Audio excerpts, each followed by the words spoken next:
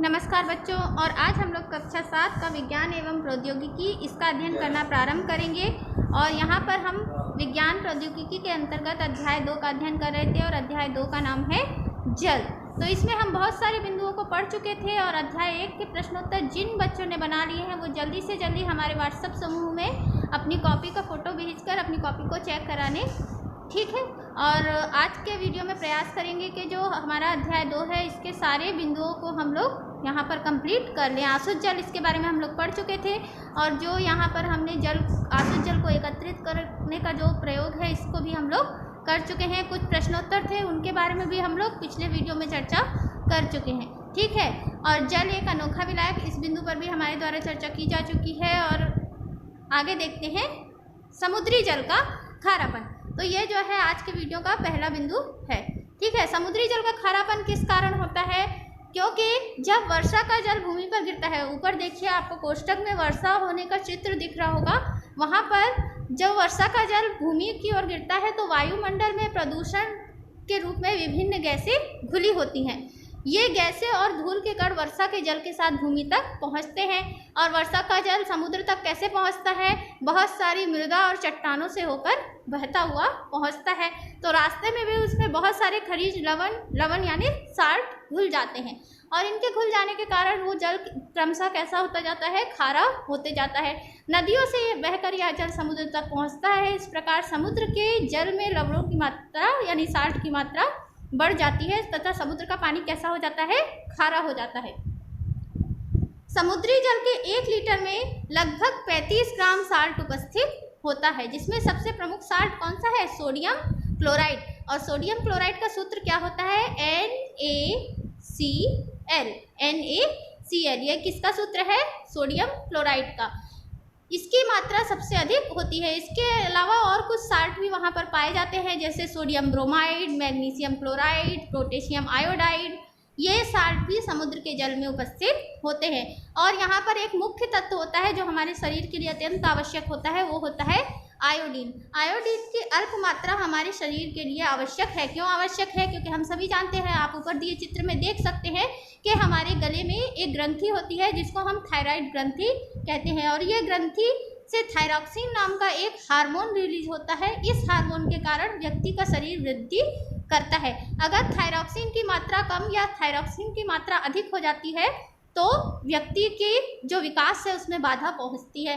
तो आयोडीन की कमी के कारण कभी कभी क्या होता है, जो हमारी थायराइड ग्रंथि है उसमें सूजन आ जाती है और गला जो है भारी मात्रा में फूल जाता है। तो इसको जो है हम लोग गलकंठ यानी कि थायराइड रोग कहते हैं, ठीक।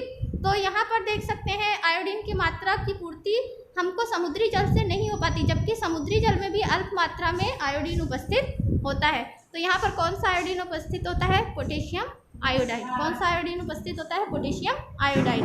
किंतु यह शुद्धिकरण की प्रक्रिया में अलग हो जाता है। जो जल होता है, जब हम वाष्पीकरण के द्वारा समुद्र, आप ऊपर दिए चित्र में देख सकते हैं कि किस प्रकार समुद्र से वाष्पीकरण करके नमक को अलग किया जा रहा है, ठीक है।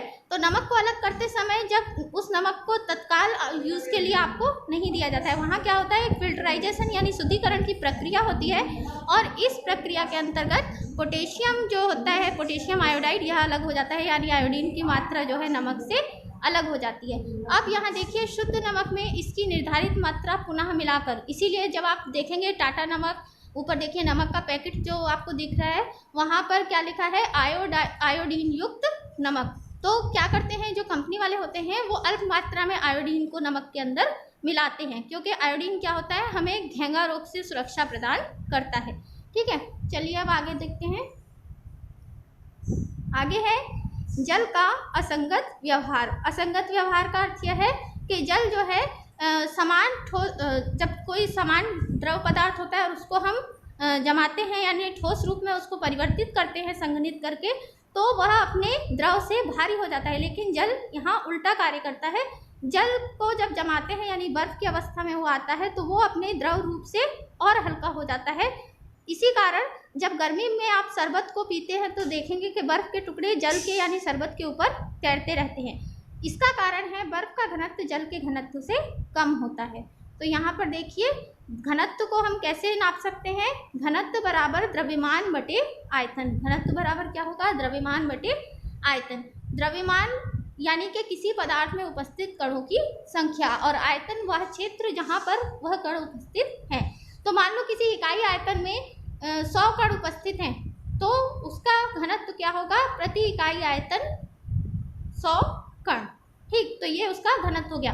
अब यहाँ पर घनत्व को अगर बढ़ाना है तो हमको वहाँ पर कणों की संख्या बढ़ानी पड़ेगी, यानी 100 के बजाय 110, 120, 130 ऐसे करते जाओ तो घनत्व क्या होते जाएगा, बढ़ते जाएगा। और अगर 100 से कम करते जाओगे तो क्या हो जाएगा, घनत्व वहाँ पर कम होता जाएगा। तो इस तरीके से घनत्व कम भी हो सकता है और घनत्व बढ़ भी सकता है। जल का घनत्व किस प्रकार बढ़ता है, जल का घनत्व 4 डिग्री सेल्सियस पर अधिकतम होता है, यानी द्रव अवस्था में जो जल होता है वो उसके अणु सबसे ज़्यादा पास कब होते हैं, जब तापमान कितना होता है, 4 डिग्री सेल्सियस होता है। यहाँ पर 1 किलोग्राम प्रति लीटर जल का घनत्व होता है, मतलब 1 लीटर जल में जल के कितने वजन के अणु होते हैं, 1 किलोग्राम द्रव्यमान के अणु उपस्थित होते हैं। जबकि बर्फ का घनत्व जो है, यानी 0 डिग्री सेल्सियस पर बर्फ का घनत्व जब नापते हैं तो 1 लीटर में 900 ग्राम अणु उपस्थित होते हैं। तो इस तरीके से जो है आपको पता चल गया होगा कि 1 किलोग्राम का अर्थ होता है 1000 ग्राम, और 900 ग्राम क्या होगा, 1000 ग्राम से कम होगा, यानी कि बर्फ का घनत्व क्या होता है, जल के घनत्व से कम होता है। इसी कारण जो है बर्फ पूरी तरीके से कभी जल के अंदर डूबती नहीं है। जब जल के अंदर बर्फ को डालते हैं तो उसका 1/9 भाग जल की सतह के ऊपर तैरता रहता है और 8/9 भाग जल के नीचे रहता है। इसी कारण ठंडे देशों में समुद्र से तैरती बर्फ की चट्टानों के जल के अंदर डूबे हुए भाग का सही अनुमान नहीं लगाया जा सकता है। इसलिए जल को तो पानी के जहाज के बर्फ की चट्टानों के पास से गुजरते समय सावधानी रखनी पड़ती है। जो जल के अंदर में ऐसे क्षेत्रों में चलने वाले जहाज हैं जो बर्फीले इलाकों में जाते हैं, उनको यह सावधानी रखनी पड़ती है कि बर्फ़ की चट्टान कितनी भारी मात्रा में जल के अंदर उपस्थित है, क्योंकि जो जहाज़ का निचला सिरा होता है वो बर्फ़ की चट्टान से टकराने का खतरा रहता है। आपने टाइटैनिक पिक्चर देखी होगी। टाइटैनिक पिक्चर में जो जहाज़ था उसका निचला भाग ऐसी ही एक बर्फ़ की चट्टान से टकरा गया था और सैकड़ों यात्रियों की वहाँ क्या हो गई थी, मृत्यु हो गई थी। तो बर्फ़ क्या हो सकती है, एक बड़ी दुर्घटना का कारण भी अपने घनत्व के कारण यहाँ हो सकती है। आगे देखते हैं, बर्फ़ का घनत्व जल की तुलना में कम होना जीवनदायी भी होता है। तो जैसे कि अभी आपको बताया कि टाइटैनिक में क्या हो गया, कई लोगों की मृत्यु हो गई, लेकिन जो जलीय जीव है उनके लिए बर्फ़ का घनत्व क्या होता है, जीवन के लिए वरदान होता है। कैसे वरदान होता है, अत्यधिक ठंडे मौसम में जब वायुमंडल का तापमान 0 डिग्री सेल्सियस से भी कम हो जाता है, समुद्र एवं झीलों के ऊपर वाला जल बर्फ़ के रूप में जमने लगता है तथा घनत्व कम होने के कारण बर्फ़ जल के ऊपर तैरती है। बर्फ़ के कुचालक होने के कारण बर्फ़ के नीचे वाले जल की ऊष्मा बाहर नहीं निकल पाती और जल का ताप अधिक बना रहता है। ठीक है, तो यहाँ पर आप देख सकते हैं कि जो ठंडे प्रदेश होते हैं वहाँ जो जल का चित्र में आपको दिखाई दे रहा होगा कि ठंडे प्रदेशों में जल की ऊपरी सतह पूरी तरीके से जम जाती है, लेकिन जो बर्फ़ होती है वो क्या होती है, ऊष्मा की कुचालक होती है। तो अपनी सतह से नीचे की ऊष्मा को ना बाहर आने देती है जल की, ना ऊपर की जो कम ऊष्मा है उसको अंदर जाने देती है जल के अंदर, जिसके कारण बर्फ़ की सतह के नीचे जल का तापमान 4 डिग्री सेल्सियस बना रहता है और इस कारण ठंडे प्रदेशों में बर्फ़ जमने के पश्चात भी जलीय जीव जीवित रह पाते हैं। ठीक है, चलिए आगे देखते हैं। हमने देखा कि जमने पर जल का घनत्व कम हो जाता है तथा आयतन बढ़ जाता है।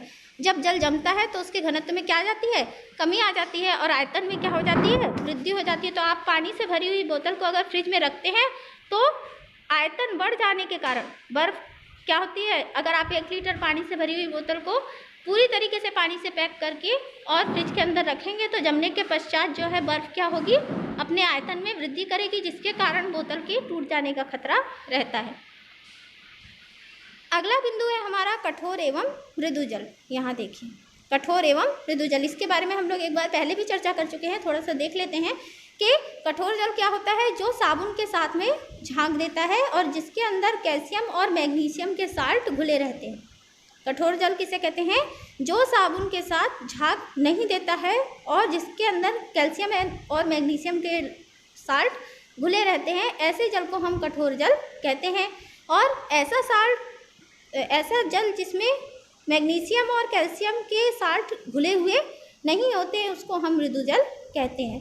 ठीक है, तो मृदु जल क्या होता है? पीने के योग्य जल होता है, जबकि कठोर जल पीने के योग्य नहीं होता है। तो जल की कठोरता को किस प्रकार से दूर किया जा सकता है? कठोरता के आधार पर जल दो प्रकार का होता है। पहला है अस्थायी कठोरता और दूसरा है स्थायी कठोरता। अस्थायी कठोरता को हम लोग फिटकरी के द्वारा या जल को उबाल कर दूर कर सकते हैं, जबकि स्थायी कठोरता को दूर करने के लिए हमको पोटेशियम परमैंगनेट आदि दवाइयों का प्रयोग करना पड़ता है। चलिए आगे देखते हैं। आगे है जल का विद्युत अपघटन। तो विद्युत अपघटन से संबंधित यहाँ पर एक प्रयोग का चित्र दिया हुआ है।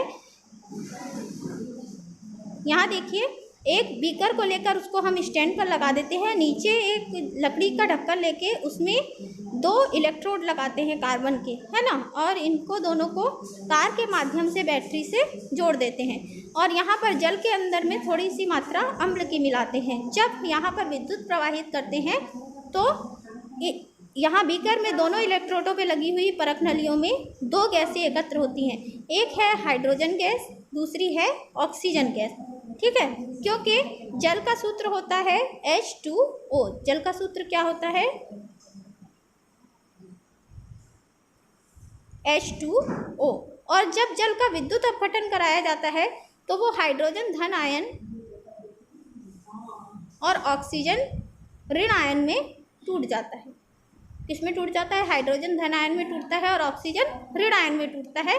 और यहाँ देखने वाली बात यह है कि हाइड्रोजन और ऑक्सीजन के आयतन में 1:2 का समन्वय होता है, यानी हाइड्रोजन के 2 अणु और ऑक्सीजन का 1 अणु। अगर आपको इस प्रयोग में यह जानना है कि कौन सी परख नली में कौन सी गैस एकत्र हुई है, तो दोनों परख नली को निकाल लीजिए सावधानी से और एक जलती हुई माचिस की तीली दोनों के मुख पे ले जाइए। तो जिस परख नली के सामने माचिस की तीली को ले जाने पर माचिस और तीव्रता से जलती है, उसमें ऑक्सीजन गैस उपस्थित है, और दूसरी परख नली के ऊपर ले जाने पर जो माचिस की तीली है वो एक बार जोर से पक की आवाज़ करके बंद हो जाएगी। तो इसका अर्थ है वहाँ हाइड्रोजन गैस उपस्थित है। इसका अर्थ यह निकलता है कि जल जो कि एक द्रव है वो किससे मिलके बना है? 2 गैसों से मिलके बना है, और वो गैसें कौन सी हैं? हाइड्रोजन और ऑक्सीजन। आगे देखते हैं। आगे है जल चक्र। जल चक्र अर्थात पृथ्वी पर जितना भी पीने योग्य जल है उसकी मात्रा को नियंत्रित करने के लिए प्रकृति में स्वतः ही एक जल चक्र चलता है, जिसमें क्या होता है यहाँ आप चित्र में देख सकते हैं। नदियों, झीलों, समुद्रों और तालाबों, भूपर्वती का जितना भी जल है वो वाष्पीकरण के द्वारा, कौन सी क्रिया के द्वारा? वाष्पीकरण। ठीक है, वाष्पीकरण की क्रिया के द्वारा वायुमंडल में पहुंचकर आपस में संघनित होता है और किसका निर्माण करता है? बादल का निर्माण। ये बादल का निर्माण कौन सी क्रिया के अंतर्गत होता है? संघनन। ठीक है, और संघनन के पश्चात समुद्र की ओर से चलने वाली मानसूनी हवाओं के द्वारा यह धरती तक आता है। तो आप जानते हैं कि बोलते हैं कि जून के महीने में मानसून आता है।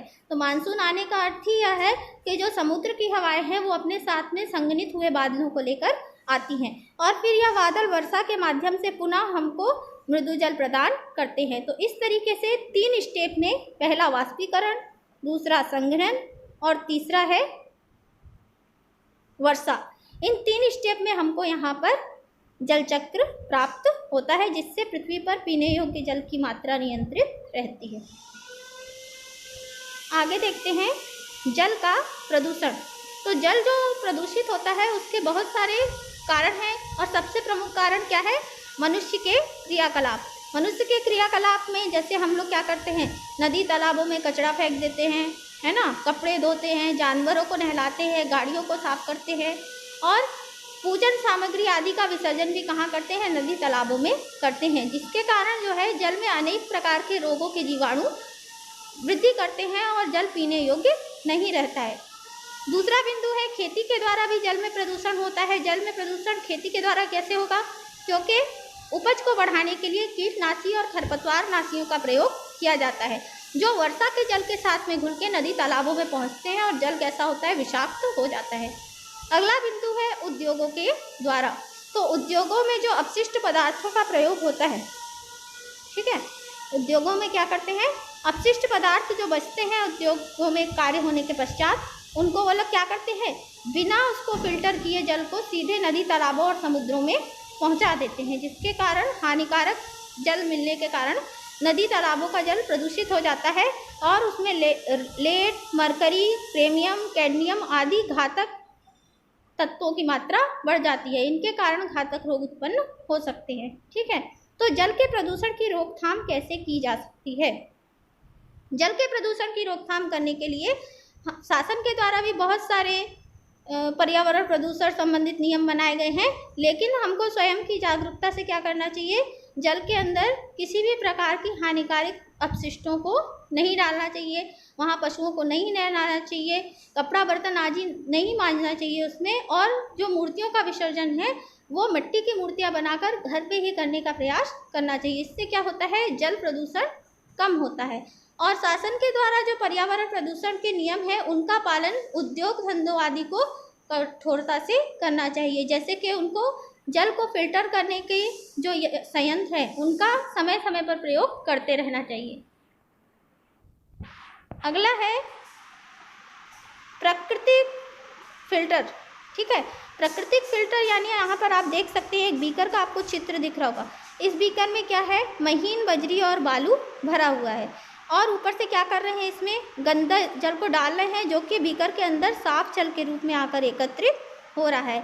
जस्ट यही क्रिया हमारी भूपर्पट्टी में होती है। वर्षा का जल जब विभिन्न स्रोतों से होकर आता है तो वह कैसा होता है, गंदा होता है, और जब भूपर्पट्टी के अंदर जाता है तो भूपर्पट्टी में उपस्थित कंकड़, बजरी, बालू और मिट्टी से होते समय होकर आंतरिक सतह में पहुंचते समय वो कैसा हो जाता है, एकदम स्वच्छ जल हो जाता है, जिसको हम बोर के खनन के द्वारा निकालते हैं। ठीक है, आगे देखते हैं भौम जल तथा भौमजल स्तर। तो भौम जल जो होता है भूमि के अंदर उपस्थित जल को ही क्या कहते हैं, भौमजल कहते हैं। भूमि के विभिन्न स्तरों के नीचे वर्षा जल की मात्रा भूपर्पट्टी से रिसकर संग्रहित हो जाती है। भौम जल का अपक्षय कैसे होता है, तो भूमि में बोर पंप आदि की सहायता से, कुओं की सहायता से क्या करते हैं, भूमि के अंदर के जल को बाहर निकाल लेते हैं और इसका हम प्रयोग करते हैं। जनसंख्या में वृद्धि के कारण यह क्रिया अब बहुत मात्रा में होना प्रारंभ हो गई है, जिससे गर्मी के मौसम में भौम जल स्तर क्या हो जाता है, गिर जाता है। और इसका एक अन्य कारण अल्प वर्षा होना भी है। तो अल्प वर्षा क्यों होती है, उसके बहुत सारे कारण हो सकते हैं, जैसे जंगलों का कटना, शहरीकरण तथा वर्षा जल के भूमि के रिसाव हेतु पर्याप्त भूमि की उपलब्धता न होना। तो इसके लिए हम क्या प्रयास कर सकते हैं कि भौम जल स्तर को बढ़ाया जा सके, तो इसके लिए जल प्रबंधन किया जा सकता है। अब जल प्रबंधन कैसे किया जा सकता है, वर्षा जल संग्रहण के द्वारा। वर्षा जल संग्रहण कैसे करेंगे, आप लोगों ने सुना होगा कि आजकल घरों में क्या करते हैं, जब नया घर निर्माण करते हैं तो एक सोख्ता गड्ढा बनाते हैं और जो घर की छत होती है उसको सोख्ता गड्ढे के साथ में कनेक्ट करते हैं, जिससे छत पर जो बारिश का पानी आता है वह सोख्ता गड्ढे के अंदर जाके और भौम जल स्तर को भर सके। ठीक है, इसके अलावा हम क्या क्या कर सकते हैं, यहाँ पर देखिए सिंचाई के लिए हम लोग, सिंचाई में क्या होता है कि बोरवेल को चला देते हैं और कितनी भी मात्रा में पानी की बर्बादी करते रहते हैं। तो उसके लिए हम लोग नए सिंचाई के संसाधनों का प्रयोग कर सकते हैं, जैसे स्प्रिंकलर अथवा फव्वारा सिंचाई। इससे नियंत्रित मात्रा में जल की खपत होती है। ड्रिप अथवा टपक सिंचाई। ठीक है, तो सिंचाई में किसानों के द्वारा भी जो जल की अनावश्यक मात्रा खर्च की जाती है उसको यहाँ नियंत्रित किया जाता है। तो आज की वीडियो में बस इतना ही, और आशा है आपको यह वीडियो पसंद आया होगा। हमारे वीडियो को लाइक कीजिए, सब्सक्राइब कीजिए और शेयर कीजिए। धन्यवाद।